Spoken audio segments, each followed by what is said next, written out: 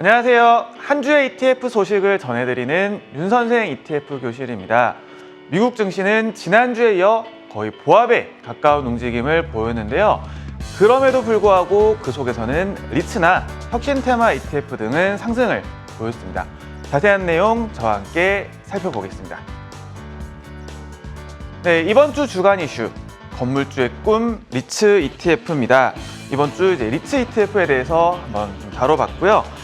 자, 부동산에 대한 관심과 열망은 꼭 한국에만 국한된 것은 아닙니다. 유동성 확대와 함께 공급 부족이 겹치면서 미국 주택가격 지수는 최근 전년 동기 대비 20% 선에서 움직이고 있습니다. 공실률 역시도 꾸준하게 하락을 하고 있죠.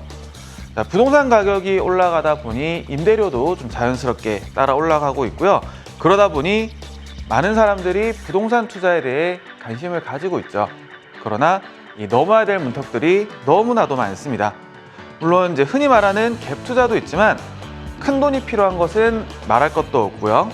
자, 그리고 입지 선정이라든가 임차인 관리, 세금까지 고민해야 될 것들이 너무 많죠. 이러한 어려움들을 줄이기 위해 만들어진 것이 바로 리츠입니다. 자, 리츠는 일종의 돼지 저금통입니다. 나 혼자서 저 아파트, 그리고 저 상가, 저 빌딩을 살 수가 없다 보니까 여러 사람들이 모여서 돈을 모아서 회사를 차리죠. 그리고 이 회사에서 모인 돈으로 건물을 삽니다. 그리고 여기서 나오는 임대료, 그리고 나중에 건물 가격이 올랐을 때 팔면 차익이 생기겠죠. 이런 것들을 투자자들에게 나눠주는 역할을 하는 것이 바로 리츠이고요. 자, 사람들이 우리 주식시장에서 사고 파는 것은 바로 이 리츠의 소유권입니다. 내가 리츠 지분의 1%를 소유하고 있으면 배당금의 1%를 받는다든가 이런 형태가 되는 거죠. 자, 예를 하나 좀 들어보겠습니다. 한국인 투자자들에게도 굉장히 많이 알려져 있는 월배당주인 리얼티인컴, 미국 상업용 리츠입니다. 2021년 이 다른 리츠사를 인수하면서 총 관리 자산수, 다시 말해서 이 리얼티인컴이 관리하는 부동산의 숫자가 11,136개가 되었습니다. 굉장히 많은 부동산들을 관리를 하고 있고요. 자, 이렇게 많은 부동산들을 관리하면서 공실률은 1에서 3%를 유지를 해오고 있습니다. 2021년 기준 공실률은 약 1.5% 선입니다. 여기 왼쪽 차트에서 흰 선으로 나타나 있는 게 공실률이에요.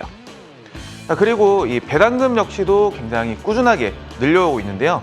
이 오른쪽 차트에서 보는 것처럼 배당금 굉장히 꾸준하게 증가를 해오고 있습니다. 리얼티인컴 기준으로 620개월 연속으로 배당금을 지급을 했고 98개 분기 연속으로 배당금을 늘려왔습니다.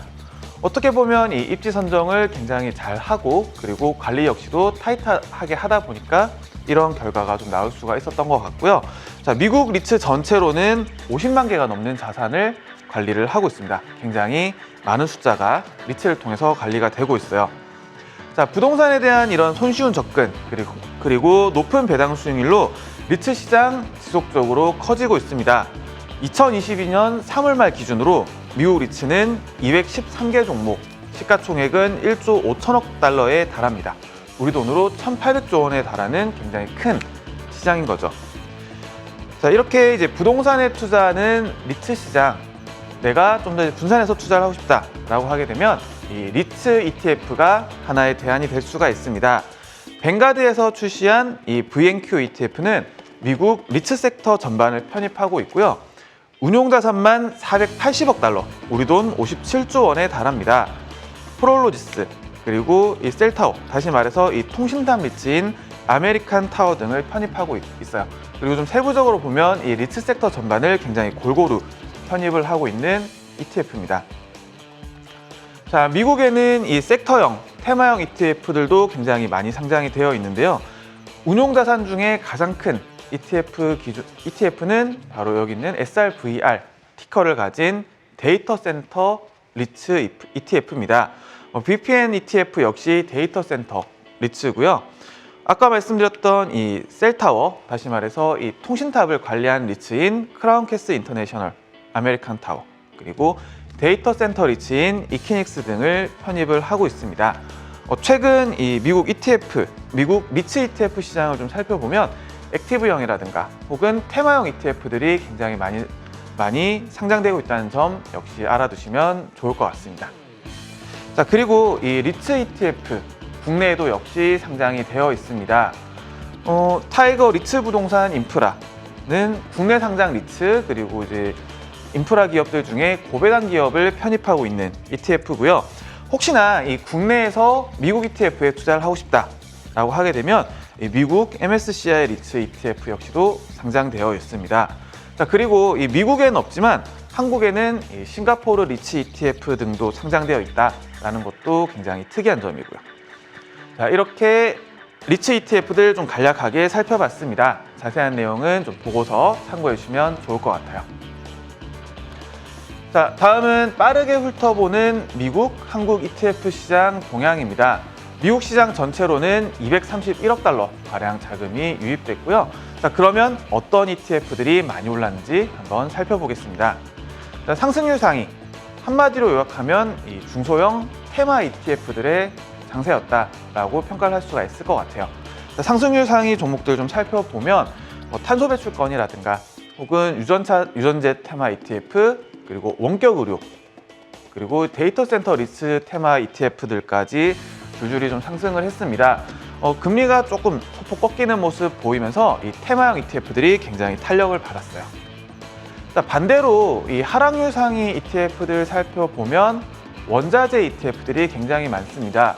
특히나 원유는 이 미국에서 전략 비축유, 국가에서 쌓아둔 이 원유들을 방출한다라는 뉴스가 나오면서 굉장히 하락을 했고요. 마리화나 대마초 산업 ETF는 합법화 법안이 좀 지연된다라는 소식에 좀 하락을 하는 모습 보였습니다.